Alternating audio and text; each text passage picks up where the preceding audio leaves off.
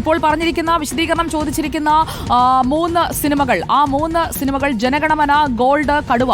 Vinitha Venu, good morning. ഈ ജനഗണമനയും ഗോൾഡും കടുവയും 2022 പുറത്തിറങ്ങിയവയാണ്. അപ്പോൾ അന്ന് നടത്തിയ പരിശോധനകൾ അന്ന് നേരത്തെയും ഈ സിനിമകളിൽ നിന്നുള്ള വരുമാനം സംബന്ധിച്ചുള്ള വിശദീകരണം ചോദിച്ചതാണ്. അപ്പോൾ ഈ സാമ്പത്തിക വർഷം അവസാനിക്കുമ്പോൾ വീണ്ടും ആ കാര്യത്തിൽ തന്നെ വീണ്ടും വിശദീകരണം തേടുന്നു. ഇമെയിൽ വഴി അയച്ചിരിക്കുന്ന നോട്ടീസിൽ പറഞ്ഞിരിക്കുന്ന പ്രധാനപ്പെട്ട കാര്യം, അഭിനേതാവ് എന്ന നിലയിലാണ് ഈ 3 ചിത്രങ്ങളിലും പൃഥ്വിരാജ് പണം വാങ്ങുന്നതെങ്കിൽ അതിന് ടാക്സ് കൂടുതലാണ്. പക്ഷേ കോ പ്രൊഡ്യൂസർ എന്ന നിലയിൽ വാങ്ങുമ്പോൾ നികുതി താരതമ്യേന കുറവാണ്. അതുകൊണ്ടായിരിക്കുമോ അഭിനേതാവ് എന്ന നിലയിൽ പ്രതിഫലം വേണ്ട, കോ പ്രൊഡ്യൂസർ എന്ന നിലയിലെ പ്രതിഫലം മതി എന്ന് പൃഥ്വിരാജ് തീരുമാനിച്ചതും അതിലിപ്പോൾ ആദായ നികുതി വകുപ്പ് പിടിമുറുക്കിയിരിക്കുന്നതും? വിനിത.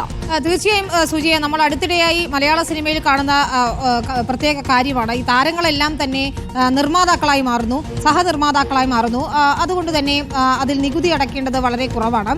നടൻ എന്ന രീതിയിൽ നൽകുന്ന അല്ലെങ്കിൽ അഭിനേതാവ് എന്ന രീതിയിൽ പണം വാങ്ങുമ്പോൾ അത് നികുതി കൂടുതലും, സഹനിർമ്മാതാവ് എന്ന രീതിയിലാവുമ്പോൾ പണം വാങ്ങുമ്പോൾ അത് നികുതി താരതമ്യേന കുറവുമാണ്. നമുക്കറിയാവുന്ന പോലെ ജനഗണമനയുടെ പ്രൊഡക്ഷൻ എന്ന് പറയുന്നത് ലിസ്റ്റിൻ സ്റ്റീഫനും സുപ്രിയ മേനോനും ചേർന്ന്, അതായത് പൃഥ്വിരാജിന്റെ ഭാര്യയും ചേർന്നാണ് സിനിമ നിർമ്മിച്ചിരിക്കുന്നത്. ഗോൾഡ് നിർമ്മിച്ചിരിക്കുന്നതും സുപ്രിയ മേനോനും ലിസ്റ്റിൻ സ്റ്റീഫനും ചേർന്നാണ്. ഇക്കാര്യങ്ങളിലൊക്കെ തന്നെ കൃത്യമായ വിവരങ്ങൾ ആദായ നികുതി വകുപ്പിന് നൽകിയിരുന്നു എന്ന അണിയറ പ്രവർത്തകർ വ്യക്തമാക്കിയതാണ്. ഇപ്പോൾ ആദായ നികുതി വകുപ്പിന്റെ നോട്ടീസിലും ഇത് തന്നെയാണ് പറയുന്നത്. പക്ഷേ ചിലപ്പോൾ ഈ വർഷം അവസാനിക്കുന്നതുമായി ബന്ധപ്പെട്ട്, സാമ്പത്തിക വർഷം അവസാനിക്കുന്നതുമായി ബന്ധപ്പെട്ട പരിശോധനകൾ നടത്തി വരുമ്പോഴായിരിക്കും ഈ ചിത്രത്തിലെ അഭിനേതാവും സഹനിർമ്മാതാവും ഒരേ ആളാണ് എന്നതിലേക്ക്, അതായത് സുപ്രിയ മേനോന്റെ കമ്പനിയിൽ തീർച്ചയായും പൃഥ്വിരാജിനുള്ള ബന്ധം, ആ കാര്യങ്ങളിലൊക്കെ തന്നെ ഒരു വ്യക്തത വരുത്തുന്നതിന് വേണ്ടിയായിരിക്കണം വീണ്ടും നോട്ടീസ് എന്നാണ് നമ്മൾ മനസ്സിലാക്കുന്നത്. സ്വാഭാവികമായും ഇതിൽ പൃഥ്വിരാജ് ഈ രീതിയിൽ തന്നെ ആയിരിക്കണം, സഹനിർമ്മാതാവ് എന്ന രീതിയിൽ തന്നെ ആയിരിക്കണം പണം വാങ്ങിച്ചിട്ടുണ്ടാവുക. അതായത് ഇതിന്റെ സിനിമയുടെ പ്രോഫിറ്റ് ആയിരിക്കണം പൃഥ്വിരാജ് കൈപ്പറ്റിയിട്ടുണ്ടാവുക, അതായത് സുപ്രിയ മേനോന്റെ നിർമ്മാണ കമ്പനി വഴി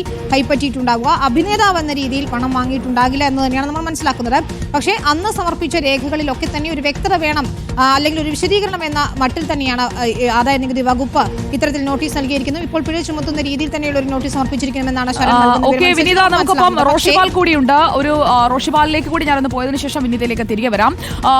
റോഷിപാൽ, ഇപ്പോൾ ഈ 3 സിനിമകൾ വിനീത ഇപ്പോൾ പറഞ്ഞു നിർത്തിയെടുത്ത് നമ്മൾ തുടങ്ങുകയാണെങ്കിൽ, കടുവ, ജനഗണമന, ഗോൾഡ്, ഈ 3 സിനിമയിലും അങ്ങനെയാണെങ്കിൽ പ്രതിഫലം വാങ്ങാതെ അഭിനയിച്ചത് എന്തിന് എന്ന ഒരു ചോദ്യം ബാക്കി നിൽക്കുമല്ലോ. സുപ്രിയ മേനോൻ മറ്റൊരു വ്യക്തിയാണ്, മറ്റൊരു കമ്പനിയാണ് എന്നൊക്കെ പൃഥ്വിരാജ് വാദിക്കുകയാണ് എങ്കിൽ, കാരണം ഈ സിനിമയുടെ സഹനിർമ്മാതാക്കൾ എന്ന രീതിയിൽ അവർക്ക് കിട്ടിയിരിക്കുന്നത് 3 സിനിമകളിൽ നിന്നായി 40 കോടിയോളം രൂപയാണ്. സ്വാഭാവിക നടപടിയാണ് ഇപ്പോൾ തങ്ങൾ ചെയ്യുന്ന ഈ നോട്ടീസ് എന്നാണ് ആദായ നികുതി വകുപ്പ് ഇപ്പോൾ വ്യക്തമാക്കുന്നത്. എങ്ങനെയാണ് ഇതിനെ കാണേണ്ടത് റോഷിപാൽ?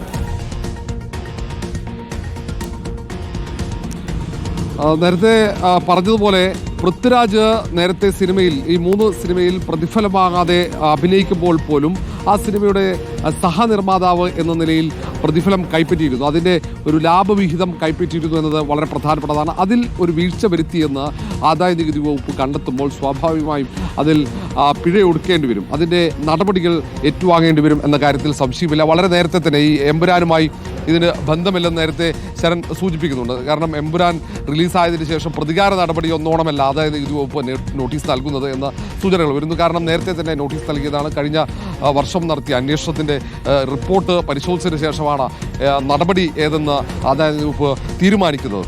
ഏതായാലും അങ്ങനെ വലിയ രീതിയിൽ ആദായ നികുതി വെട്ടിപ്പ് ഈ സിനിമാ മേഖലയിൽ പൃഥ്വിരാജ് നടത്തിയെന്ന് കണ്ടെത്തിയിരിക്കുന്നു എന്നാണ് ഏറ്റവും പ്രധാനപ്പെട്ട കാര്യം. നേരത്തെ തന്നെ BJP അത്തരമൊരു ആരോപണം ഉന്നയിച്ചതാണ്.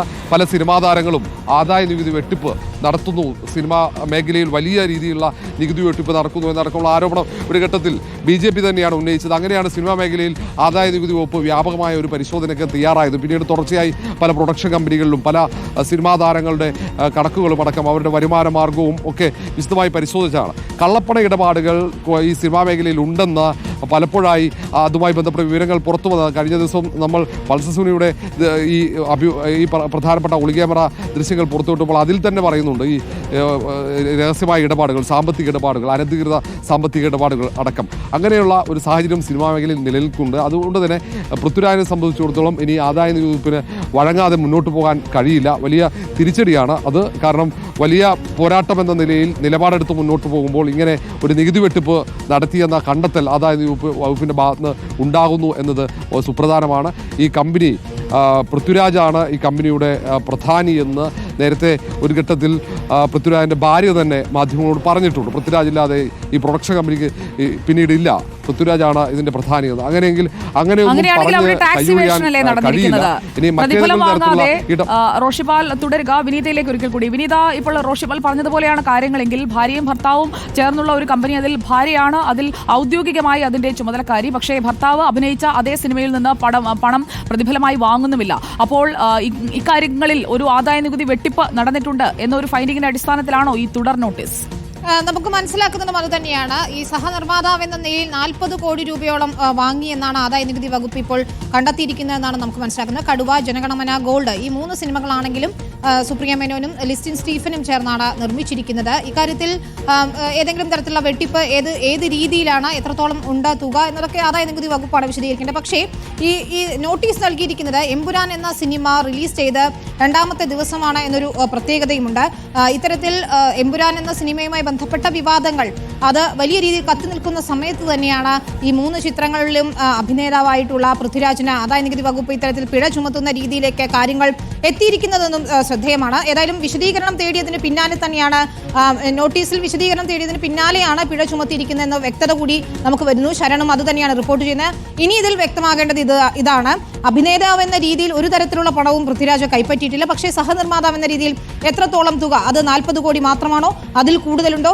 ഇക്കാര്യങ്ങളിൽ വിശദീകരണം നൽകിയതിൽ ഏതൊക്കെ ഭാഗങ്ങളിലാണ് തൃപ്തികരമല്ലാത്തത്, ലിസ്റ്റിൻ സ്റ്റീഫൻ ഉൾപ്പെടെയുള്ള നിർമ്മാതാക്കൾക്ക് എത്ര തുക നൽകിയിട്ടുണ്ട് എന്നതുൾപ്പെടെയുള്ള കാര്യങ്ങളാണ് ഇനി വ്യക്തത വരേണ്ടത്. ഏതായാലും ഏറെ നിർണായകമായ ഒരു സമയത്ത്, എമ്പുരാൻ വിവാദം കത്തി നിൽക്കുന്ന സമയത്ത് പൃഥ്വിരാജിനെതിരെ ഇത്തരത്തിലൊരു നടപടി ഉണ്ടാകുമ്പോൾ അതിൽ വലിയ വിമർശനങ്ങളും വലിയ ചർച്ചകളും ഒക്കെ തന്നെ ഇപ്പോൾ തുടങ്ങിക്കഴിയുകയും ചെയ്തിട്ടുണ്ട്. ഒരു പ്രതികാര നടപടിയാണോ എന്ന രീതിയിലേക്കൊക്കെ ചർച്ചകൾ മാറുന്ന ഒരു സാഹചര്യം കൂടിയാണ് നമ്മൾ കാണുന്നത്. സുജയ, മാർച്ച് 29-നാണ് പൃഥ്വിരാജിന് ഇമെയിൽ വഴി ഇത്തരത്തിലൊരു നോട്ടീസ് ലഭിക്കുന്നത്. ഈ 3 സിനിമകളുടെയും കണക്കുകളൊക്കെ പരിശോധിച്ചതാണ്. പിന്നീട് എന്താണ് സംഭവിച്ചത് എന്നതുൾപ്പെടെയുള്ള കാര്യങ്ങളിൽ ഇനിയും വ്യക്തത വരണം. ഏതായാലും ലിസ്റ്റിൻ സ്റ്റീഫൻ ഉൾപ്പെടെയുള്ള നിർമ്മാതാക്കളോട് നമ്മൾ ഇതിൽ പ്രതികരണം ആരായാൻ ശ്രമിക്കുന്നുണ്ട്. എന്താണ് ഈ കണക്കുകളിലെ വ്യക്തത കുറവ്, ആദായ നികുതി വകുപ്പ് പിഴ ചുമത്താനുണ്ടായ സാഹചര്യം എന്താണ് എന്നതുകൂടി അറിയണം. സഹനിർമ്മാതാവ് എന്ന രീതിയിൽ മാത്രമാണോ പൃഥ്വിരാജ് പണം കൈപ്പറ്റിയിട്ടുള്ളത്? ഇതിന്റെ രേഖകളൊക്കെ തന്നെ IT വകുപ്പ് പരിശോധിച്ചു എന്നുകൂടിയാണ് നമ്മൾ മനസ്സിലാക്കുന്നത്. അങ്ങനെയെങ്കിൽ അതിലൊരു വെട്ടിപ്പ് കണ്ടെത്തിയതിനു ശേഷമാണ് ഇത്തരത്തിൽ പിഴ ചുമത്തിയിരിക്കുന്നത് എന്നുകൂടി അറിയുന്നു. അത് എത്രത്തോളം വലിയ പിഴയാണ്, അതൊരു സാധാരണ നടപടി മാത്രമാണ് എന്നതുകൂടി അറിയണം. പക്ഷേ ഇതിന്റെ ഒരു പശ്ചാത്തലം, ഇക്കാര്യത്തിൽ നമുക്കൊരു വ്യക്തത വരുത്തേണ്ടത് Vinitha, income tax act section 148 അതനുസരിച്ച് ഇപ്പോൾ ഈ സാമ്പത്തിക വർഷം അവസാനിക്കാൻ പോകുന്ന ഘട്ടത്തിൽ ഇങ്ങനെ ഒരു നോട്ടീസ്, അതൊരു 2ാമത്തെ പരിശോധനയാണ്, അല്ലെങ്കിൽ 2022 നടത്തിയ പരിശോധനയുടെ തുടർച്ചയായിട്ടുള്ള നടപടിയാണോ എന്നതുകൂടി നമുക്കൊരു വ്യക്തത വരുത്തേണ്ടതുണ്ട്. വിനീതയിലേക്ക് ഞാൻ അതിനായി തിരിച്ചെത്താം.